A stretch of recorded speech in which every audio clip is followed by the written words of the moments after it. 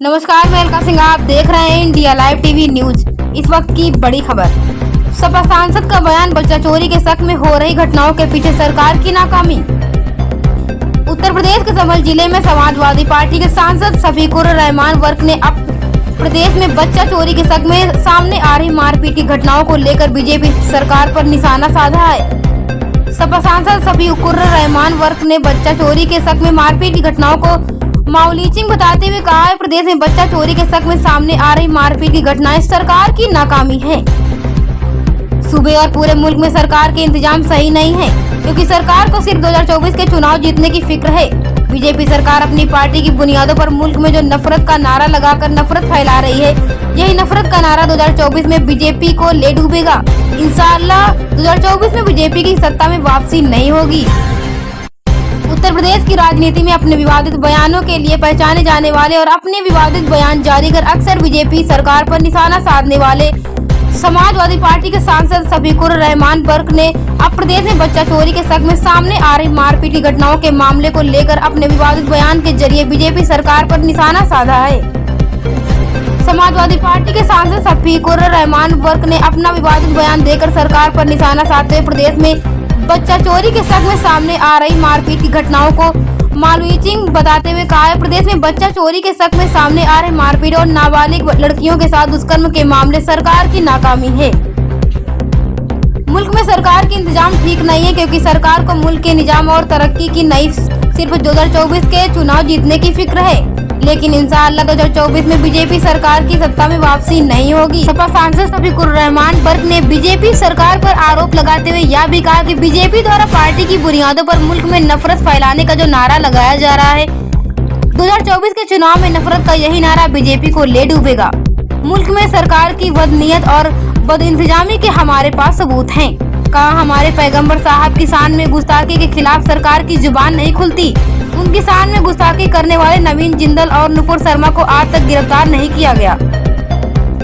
सपा सांसद शफीकुर रहमान वर्क ने दावा किया कि सभी विपक्षी पार्टियां एकजुट होकर अपना एक नुमाइंदा चुनकर 2024 का चुनाव लड़ेंगे और बीजेपी को सत्ता से बाहर का रास्ता दिखाएंगे। संभल से संवाददाता रजा हुसैन की विशेष रिपोर्ट। वो बेच रहे हैं, ले जा रहे हैं, तो जिसका बच्चा है उसको कितनी तकलीफ और परेशानी होगी। तो बहरहाल ये मुल्क की हमारी गवर्नमेंट जो इस वक्त मौजूदा है बीजेपी की, इसकी नाकामी का सबूत है। क्यों ऐसी बातें हो रही हैं, क्यों मोबिलिटी होता है, क्यों ये होता है, ये जो है इस तरह की मारपीट की जाती है, जो बच्चों के साथ और लड़कियों के साथ जो घटनाएं होती हैं, ये क्यों होती है? ये गवर्नमेंट की नाकामी है। गवर्नमेंट का इंतज़ाम ठीक नहीं है।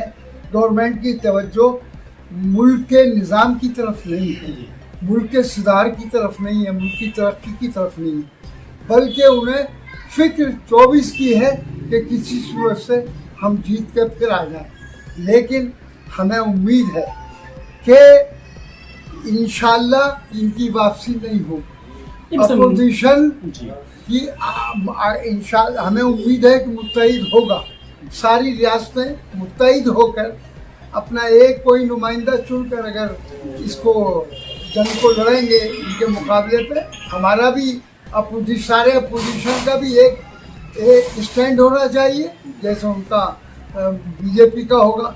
तो यकीनन अपोजिशन की होगी। आप देखेंगे मुख्यमंत्री योगी आदित्यनाथ लगातार दावा करते रहे हैं कि उत्तर प्रदेश को लेकर कानून भाई ये उनका कहना सही नहीं है।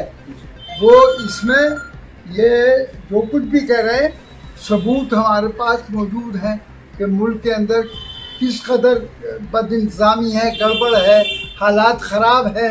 हमारे रसूल सल्लल्लाहु अलैहि वसल्लम की शान में गुस्ताखी की जाती है तो उस पर उनकी ज़ुबान नहीं खुलती और उसको नुपुर शर्मा और नवीन जिंदल को उसको सज़ा नहीं दी जाती, बल्कि इसमें वो अपनी पार्टी की बुनियादों पर, यानी जो नफ़रत का नारा लगाते हैं, आज भी नफ़रत का नारा उनको ले डूबेगा और इंशाअल्लाह ये नाकामी का सबब बनेगा उनको। आप देखिए आने वाले इलेक्शन में, और अब अपोजिशन इंशाअल्लाह मुत्तहिद होगा और हमने तय कर लिया है कुछ भी करना पड़े हम अपने ज़ाती मफाद को छोड़कर बल्कि पूरे मुल्क के मफाद को सामने रखते हुए